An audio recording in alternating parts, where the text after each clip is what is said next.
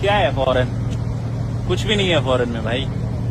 अगर यही चीज हम अपने यहाँ बनाना चाहें ना, वो भी बन सकता है, बट थोड़ा सा सपोर्ट हमारी गवर्नमेंट का, कुछ लोगों का भी बहुत इंपॉर्टेंट है। क्यों, क्या दिख रहा है यहाँ पे? कुछ भी नहीं। क्या है? पेड़ पौधे तो हमारे यहाँ भी है, सब यहीं पे है, बिल्डिंग हमारे यहाँ पे भी है, नदियां हमारे यहाँ पे भी है।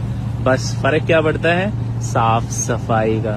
यहाँ देखो कितनी साफ है सड़कें, फूल दिख रहे हैं तो फूल ही है भाई, गुटकों के छींटे हर जगह नहीं लगे हैं। ये लाल है तो लाल है, यहाँ पर किसी ने गुटखा फेंक फेंक के उसको लाल नहीं कर रखा, लोगों ने चढ़ के फ्लावर तोड़ नहीं रखे हैं।